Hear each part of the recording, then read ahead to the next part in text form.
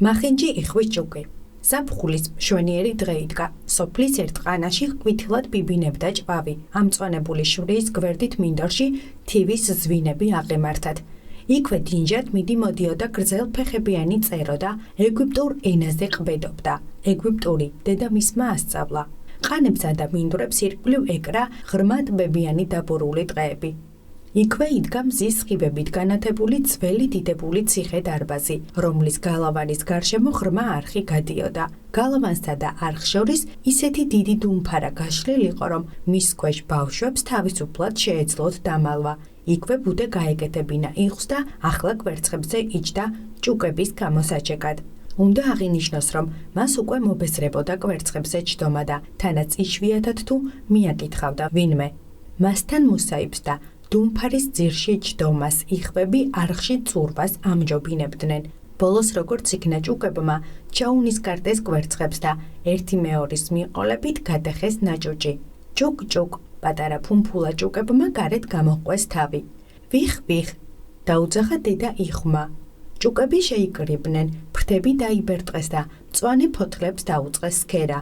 დედა ამის უფლებას აძლევდა, მან იცოდა, რომ მწვანე ფერი თვალისთვის სასარგებლოა. რა დიდი ყოფილა ქვეყანა თქვენს ჭუკებმა, რომლებიც ახლა უფრო თავისუფლად გრძნობდნენ თავს, ვიდრე კვერცხის ნაჭუჭებში. თქვენ გგონიათ მხოლოდ ეს არის მთელი ქვეყანა? თქვა დედამ. ქვეყანა უფრო შორს მიდის, მღვდლის ყანებამდე აღწევს, მაგრამ მე იქ არასოდეს ვყოფილ ვარ. აბა ყველანიან ხართ? იკითხა დედა იხმა და იქვე დასძინა. არა, ყველაზე დიდი კვერცხი ჯერ ისევ მთელია. ნეტავ როდის გათავდება ეს სატანჯველი? მომბეზრდა ამდენი ჯდომა, დაიწუწუნა, თუმცა ისევ დააჯდა კვერცხებს. აბა როგორ არის საქმე?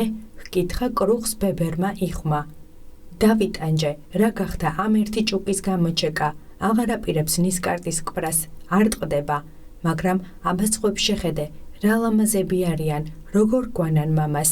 ის საწაკელი ერთხელ მაინც მოსულიყო ამბის შესატყობად, დაიწუწუნა კრუხმა. აბა ერთი მაჩვენე, გვა ბებერმა იხმა, იქნებ ინდაურის კვერცხია. ერთხელ მეც მომატყუეს, რამდენი ტანჯვა და უბედურება გამოვიარე. ინდაურებს ხომ წყლის ეშინიათ, ვერაფრით ვერ ჩავიტყუე წყალში. ვუძახე, ვუყვირე, არაფერი გამოვიდა, მაჩვენე კვერცხი. რასაკვირველია ინდაურისაა, მიატოვე გიჯობს დანარჩენებს ასწავლო ცურვა. ამდენ გავუძელი და ცოტას კიდევ მოვითმენ, მიუგო დედა იხმა. როგორც გენებოს, მიუგო ბებერმა იხმა და წავიდა. ბოლოს გატყდა დიდი კვერცხიც. ჭუკ-ჭუკ, როგორც იქნა გამოძვრა ჭუკი, მაგრამ ისეთი დიდი და უშნო იყო, რომ დედა იხმა იფიქრა, საერთოდ არ ჰგავს დანარჩენებს, იქნებ მართლა ინდაურისაა, ამას ახლა ვევნახავ, თუ წყალში არ ჩავა, ძალით ჩავაგრებ. საუცხოო მზიანი დარი იდგა. დედა იხვის შვილებთან ერთად არხში ჩავიდა, წკაპ და გადახტა წყალში. ვიხ-ვიხ, უხმო შვილებს და ჭუკებით სათითაოდ ჩახტნენ. იმ წამსვე ამოტივტივდნენ და მშვენივრად დაიწყეს ცურვა. მახინჯი ნაცრისფერი ჭუკით ცურავდა. არა, ეს ინდაურის ჭუკი არ არის, თქვა დედა იხმა. შეხედეთ, რა საუცხოოდ უსვამს ფეხებს, რა მაღლა უჭირავს თავი. არა, ეს ჩემი ღვიძლი შვილია და თუ დაუკვირდებით, ლამაზიც არის. ვიხ-ვიხ, წამომყევით შვილებო, ქვეყანას გაგაცნობთ, ფრინველთა ეზოში წაგიყვათ, მხოლოდ გვერდიდან არ მომცილდეთ, ყველაზე მეტად კატას მოერიდეთ. საშინელი ხმაური აყრუებდა ფრინველთა ეზოს, ორი ოჯახი გველთევზას თავის გამოჭყუბობდა. გველთევზას თავი კი ბოლოს კატას ერგო. აი ასეთია წუთი სოფელი, თქვა დედა იხმა და ენით ნისკარტს დაუწყო ლესვა. მასაც უნდოდა გველთევზას თავის ხელში ჩაგდება, მერე შვილებს მიუბრუნდა. აბა ცოცხლად წადით და იმ მოხუც იღს მიესალმეთ, ის არის აქ ყველაზე საპატიო და ღირსეული. ესპანური ჯიშისაა, ამიტომ არის ასეთი მსუქანი. მის ფეხზე წითელ ნაჭერს ხედავთ? რა ლამაზია, ამისთანა დიდ ჯილდოს მხოლოდ გამორჩეულ იღს აძლევენ. აბა ცოცხლად, ფეხები ერთად არ მიატყუბოთ. კარგად აღზრდილ იღს ფეხები შორის უნდა ეჭიროს. შემომხედეთ, აი ასე, დახარეთ თავები და დაიყიყინეთ. ჭუკები სწორედ ასე მოიქცნენ, მაგრამ სხვა იხმებმა აათვალ-ჩაათვალიერეს და უკმაყოფილოდ ჩაილაპარაკეს. შეხედეთ, მთელი გუნდი მოგვებადა, თითქოს ცოტანი ვიყოთ. ფუი, ერთი რა საძაგელია. ამის მოთმენა შეუძლებელია. ამ სიტყვებზე ერთმა იხმა მახინჯ ჭუკს კისერში უკბინა. თავი დაანებე, გამოესარჩლა დედა, რას ერჩი, რას გიშავებს? მართალია არაფერს მიშავებს, მაგრამ ძალიან უშნოა. ამიტომაც ვწიწკნი, მიუგო ჩხუბის თავმა. შვენიერი შვილები გყავს, ყველა ლამაზია, მხოლოდ ეს არ ვარგა. კარგი იქნება თუ როგორმე გადააკეთებ. ურჩია წითელ ლენტიანმა ბებერმა იხმა. ყოვლად შეუძლებელია თქვენო ბრწყინვალებავ, მიუგო დედა იხმა. მართალია ლამაზი არ არის, მაგრამ წყნარი ხასიათისაა და ძალიან კარგად სურავს. ყველას ჯობნის, ჩემი აზრით გაიზრდება და გალამაზდება. დიდხანს იყო კვერცხში, ამიტომ დაუშნობდა და დედა იხმა უშნო იხს, ზურგი მოფხანა, ფრთები გაუსწორა და დაუმატა. ამასთან მამალია და სილამაზე არც ჭირდება. თავარია ძალღონე ჰქონდას და ცხოვრებაში ყოველთვის გაიკვლებს გზას. სხვები კარგები ხართ. მიუბრუნდა ბებერი იხხვი ჭუკებს. თავი ისე იგრძენით, როგორც საკუთარ სახლში, გველთებსას თავს თუ იპოვით, მე მომიტანეთ. ფრინველების ეზოში ჭუკები თავს შინაურულად გრძნობდნენ. საბრალო მახინჯ იხვის ჭუკს კბენდნენ და დასცინოდნენ. არა მარტო იხვები, არამედ ქათმებიც. საშინლად დიდიაო, ამბობდნენ ყველანი. დეზებიანი მამალი ინდაური ხომ მოსვენებას არ აძლევდა. ერთხელ ისე ძალიან დაეტაკა, რომ საბრალო ჭუკმა არ იცოდა, საით დაკარგულიყო. წუხარებაში გაატარა ახლად გამოჩეკილმა მახინჯმა ჭუკმა პირველი დღე. არც მომდენო დღეები ჰქონდა უკეთესი. საკუთარი დაძმებიც გაბოროტებით ეუბნებოდნენ. ნეტავ კატამში გჭამოს შემახინჯეო. დედამისიც დაუმატებდა, ნეტავ სადმე შორს გადაიკარგებოდეო. იხვები წიწკნიდნენ, ქათმები კბენდნენ, ხოლო პატარა გოგო, რომელიც ფრინველებს საკენკს უყრიდა, წამდა უწუნ ფეხს ჰკრავდა, რომ არაფერი ეჭამა. საბრალო იხვის ჭუკმა ვეღარ აიტანა ამდენი ტანჯვა და ღობეზე გადაფრინდა. შეშინებული ჭივჭავები ბუჩქებიდან წამოიშალნენ და გაფრინდნენ. ჩემი შეეშინდათ, რა მახინჯი ვარ, გაიფიქრა ჭუკმა და გაიქცა. ოღონდ არ იცოდა საით. ირბინა და ერთ დიდ ჭაობს მიადგა. აქ გარეული იხვები ბინადრობდნენ. დაღლილი ჭუკი იქ ღამეს ჭაობის პირას დარჩა. დილით გამოფრინდნენ გარეული იხვები და ახალ მოსული აათვალ ჩაათვალიერეს. ნეტავ რა ფრინველია? ეკითხებოდნენ ერთმანეთს.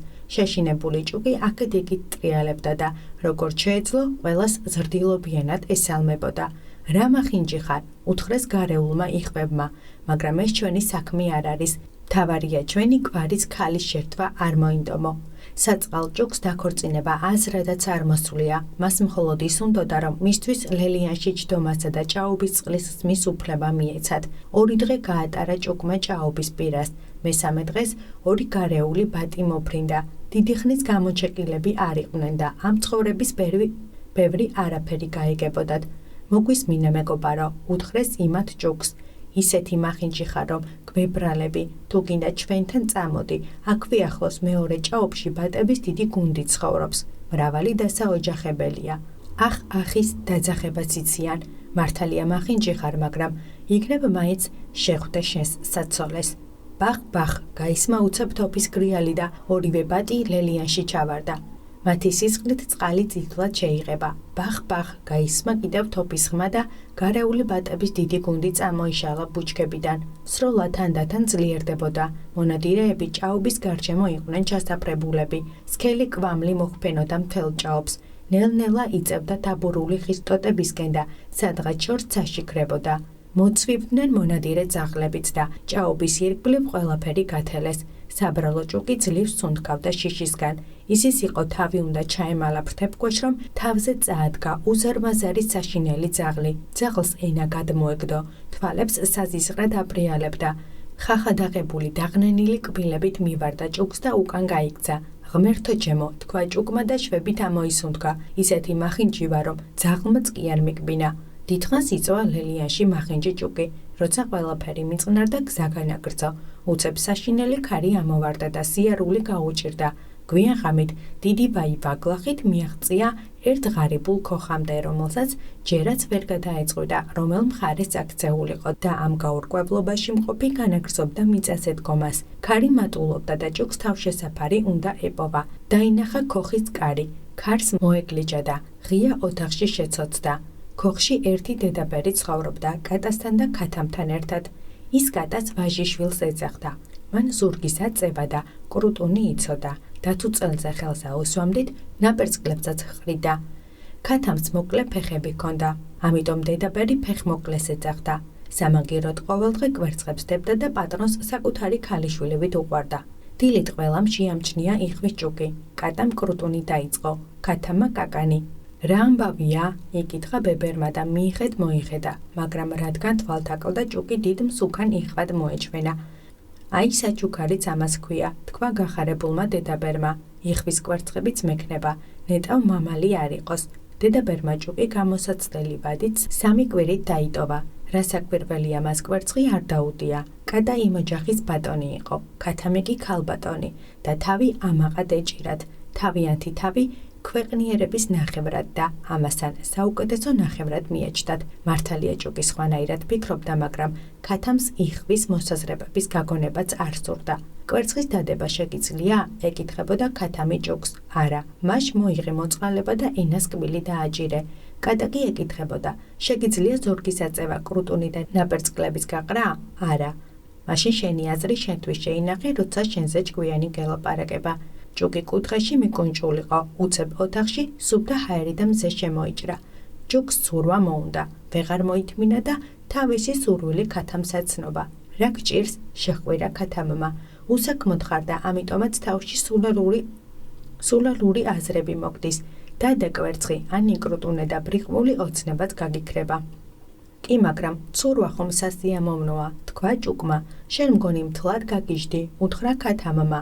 აბა კითხე კატას, ის ყველაზე ჭკვიანია ჩემს ნაცნობებში. უყვარს წყალში ცურვა? ჩემზე არაფერს ვამბობ. მიდი და ჩვენს უჭკვიანეს ქალბატონსაც ჰკითხე, რამდენად სასიამოვნოა მისთვის ცურვა.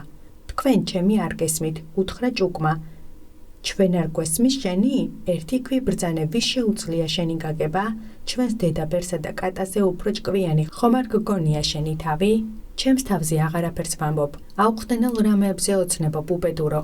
ღმერთს მადლობა შესწირე იმ სიკეთისთვის, რაც დედაბერმა მოგანიჭა. შენ თბილ ქოხში ჭკვიან საზოგადოებაში ცხოვრობ. აქ შეგიძლია ბევრი რამ ისწავლო, მაგრამ სისულელეებს ხვედობ. სულაც არ გვზიამოვნებს შენთან ურთიერთობა. დამიჯერე, შენთვის სიკეთე მინდა. ვიცი გეწყინება, მაგრამ ნამდვილი მეგობრები ყოველთვის ასე იქცევიან. შობს კვერცხი დადო, ან კრუტუნი, ან ნაპერწკლების გაყრა ისწავლო.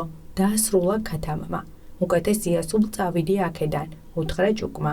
გზა მშვიდობისა, ძალიან კარგ გზიზავ. მიუგო ქათამმა და ჭუკიც წავიდა. მივიდა წყალთან და ცურვა დაიწყო. წყლის ყველა ბინადარი უწინდებურად ზიზღით უყურებდა. ქარი ჰაერში ათამაშებდა გაყუთლებულ ფოთლებს. აცივდა, ცაზე შავი ღრუბლები გამოჩნდა. ღობეზე შემომჯდარი ყვავი სიცივისგან საცუდავად ჩხაოდა. იმ დროის მარტო გახსენებად საკმარისია, რომ ციუმა ჟრუანტელმა დაუაროს ადამიანს და საცუდავ ჭუკს რაღა დაემართებოდა, დაზამთრდა. ბუჩქებიდან მშვენიერ ფრინველთა გუნდი ამობრინდა. იხვის ჭუკს მათნაირი ფრინველები არასოდეს ენახა. საოცრად თეთრი ბუმბული და გრძელი მოღერებული კისრები ჰქონდათ. ისინი გედები იყვნენ, მათ მშვენიერი დიდრონი ფრთები გაშალეს და თბილი ქვეყნებისკენ გაფრინდნენ. საბრალო იხვის ჭუკს მათი ცქერით რაღაც უცნაური გრძნობით აევსო გული. მოუსვენრად ტრიალებდა წყალში. ბოლოს კისერი წაიგრძელა და ისეთი უცნაური ხმა გამოსცა, რომ თავისივე ხმის თავადვე შეეშინდა. მას მერე სულ იმ გედებზე ფიქრობდა. სულით და გულით შეუყვარდა ისინი და სრულიადაც არ შურდა მათი ბედნიერება. საბრალოსთვის მათ საზოგადოებაში ყოფნაც კი დიდი წყალობა იქნებოდა. ძალიან ყინავდა. ჭუკს განუწყვეტლივ უნდა ეცურა, რომ წყალი არ გაყინულიყო, მაგრამ წყალი თანდათან მაინც იყინებოდა. ბოლოს ძალღონე გამოელია, მიყვიჩდა და ყინულს მიეკრო. დილით ადრე წყალთან გლეხი მივიდა. ჭუკი დაინახა. ყინული ჯოხით გატეხა, ამოიყვანა და ცოლს წაუყვანა. ნახევრად მკვდარი იხვის სითბომ ისევ გამოაცოცხლა. ბავშვებმა მასთან თამაში მოინდომეს. ჭუკს ეგონა ცუდ რამეს მიპირებენო. შეშინებული გაქანდა და რძის ქოთანში ჩავარდა. რძე დაიქცა. დიასახლისმა ხელები გაასავსავა. დაბნეული ჭუკი ახლა ერბოს ქილაში ჩავარდა. მერე ფქვილის კასრში და ბოლოს გარეთ გავარდა. ისეთი საშინელი სანახავი იყო, რომ ვერავინ იცნობდა. ღმერთო, რა ალიაკოთი ატყდა. გლეხის ცოლი დიდი ჯოხით გაეკიდა ჭუკს. ბავშვები ხმაურითა და სიცილით დაასდევდნენ დასაჭერად, მანამ სანამ დაქანწული შეშინებული მახენჯი იხვის ჭუკი თხრილში არ ჩავარდა. ზამთრის განმავლობაში ჭუქს ენით აუწერელი უბედურება გადახდა თავს გაზაფხულზე კი, როცა მზემ ისევ გაათბო დედამიწა, ჭუკი თავადაც არ იცოდა როგორ ერთი ხეხილის ბაღში აღმოჩნდა. ირგვლივ გაზაფხულის მაცოცხლებელი სუღნელი ტრიალებდა. უცებ გამოჩნდა სამი საუცხოო გედი, დიდებულად ნარნარად მოფრინავდნენ და ბოლოს ტბისკენ დაეშვნენ. ჭუკმა მაშინვე იცნო ისინი და უცნაურმა სევდამ შეიპყრო. მივცურდები იმ დიდებულ ფრინველებთან, ხომ არ მომკლავენ, იხვების წაწკანს, ქათმების კბენას, დედაბრის ცემატყებას და ზამთარში სიცივით კანკალთ მირჩევნია, ამ ფრინველებმა მომკლან. გაიფიქრა ჭუკმა, მივიდა ტბასთან და შორიდან მიესალმა გედებს და წყალში გაცურა. გედები პირდაპირ მისკენ გაეშორნენ. მომკალით, შევედრა ჩუმიხმით საბრალო ჭუკი.